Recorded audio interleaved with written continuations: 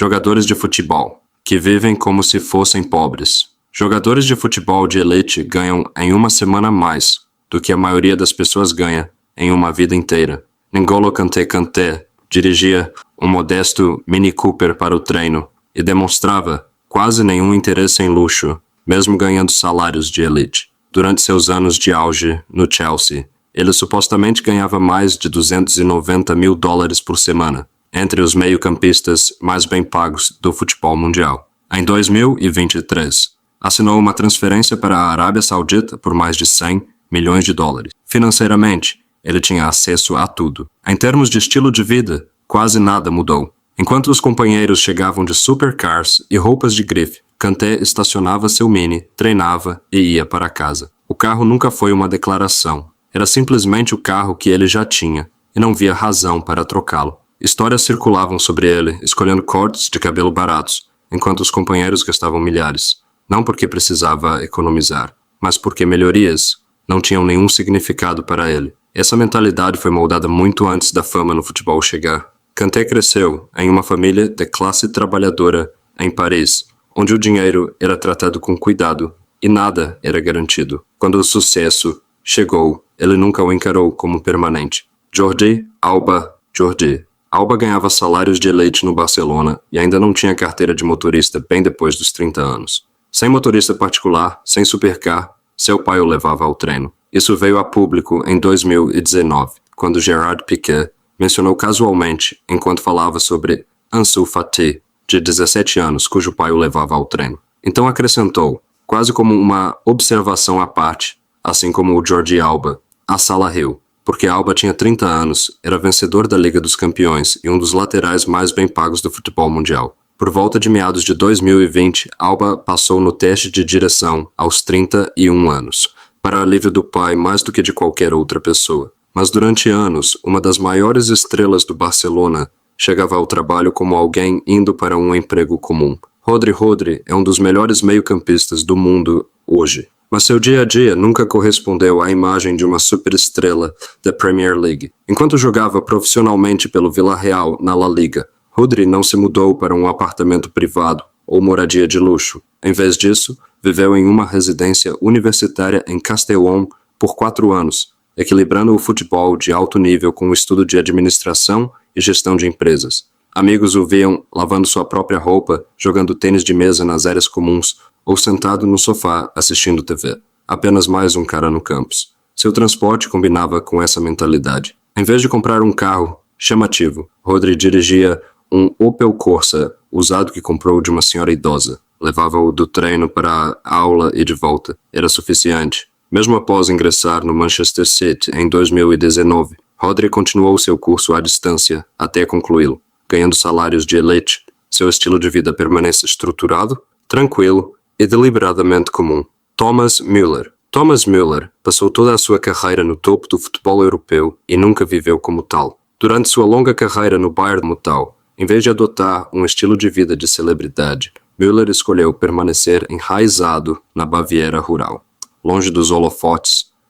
Durante seus anos de auge no Liverpool, supostamente ganhava mais de $350 mil por semana, com acordos de patrocínio empurrando seus ganhos anuais para dezenas de milhões. Em vez de exibir Ricardo Natal de Nagreg no Egito, enquanto doava grandes somas a famílias em situação de pobreza e contribuía com centenas de milhares para esforços de ajuda nacional, nenhuma coleção pública de carros, nenhuma ostentação de luxo. Companheiros e jornalistas o descrevem consistentemente como orientado à rotina, focado na família e desinteressado em atenção fora do futebol. Crescendo em uma pequena aldeia egípcia, Salah viu de perto como é a instabilidade. Quando o sucesso chegou, ele o encarou como responsabilidade, não como recompensa.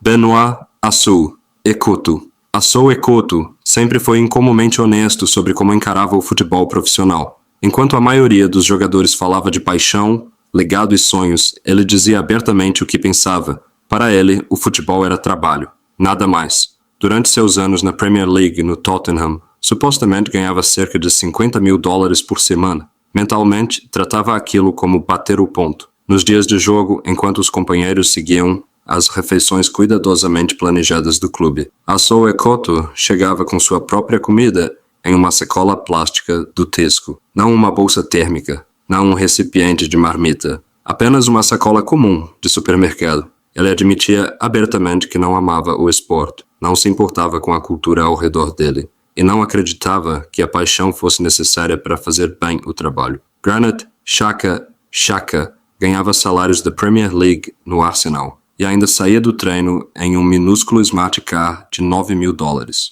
Não como brincadeira, não como declaração, apenas seu carro, do dia a dia de verdade. O momento veio a público em 2019, quando Xhaka foi fotografado saindo do centro de treinamento do Arsenal em London Colney. O contraste era impossível de ignorar. Naquela mesma manhã, Pierre-Emerick Aubameyang chegou em uma Lamborghini dourada avaliada em $270.000, e Nicolas Pepe apareceu em uma Ferrari. Xhaka entrou em um carro que a maioria das pessoas associa a estacionamentos apertados na cidade. Funcionava, cabia em espaços pequenos. Esse era o ponto. Sadio Mané vive de forma simples e direciona uma parte significativa de sua riqueza para ajudar os outros.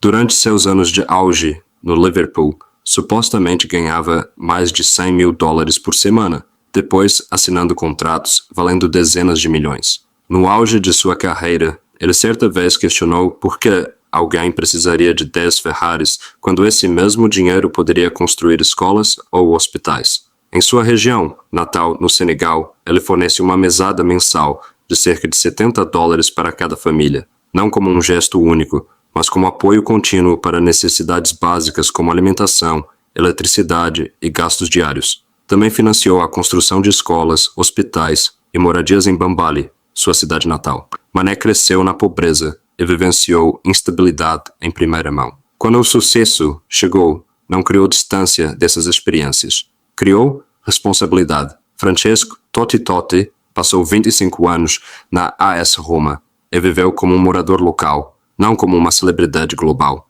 Financeiramente, poderia ter vivido em qualquer lugar e possuído qualquer coisa. Escolheu não fazer isso. Em vez de se mudar para enclaves de celebridades, Totti permaneceu profundamente ligado a Roma. Os mesmos restaurantes, os mesmos bairros, pessoas que o tratavam como Francesco, não como um ícone. Recusou múltiplas ofertas lucrativas dos maiores clubes da Europa, incluindo o Real Madrid, escolhendo a lealdade em detrimento da maximização financeira. Cada transferência recusada representava dezenas de milhões em ganhos potenciais. A estabilidade importava mais do que a escala. Juan Mata ganhou milhões ao longo de uma longa carreira de alto nível e deliberadamente escolheu viver de forma modesta, enquanto formalizava seu compromisso com a doação.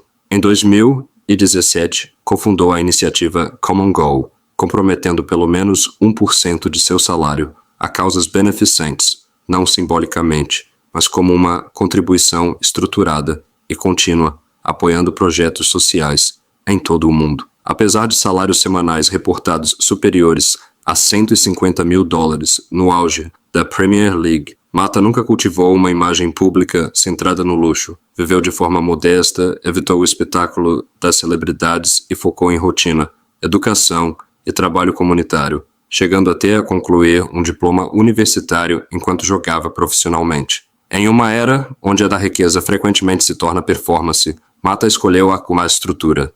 Seu estilo de vida mostrou que a disciplina não se aplica apenas aos gastos, aplica-se também à generosidade. Deixe nos comentários o que você achou, e antes de sair, não se esqueça.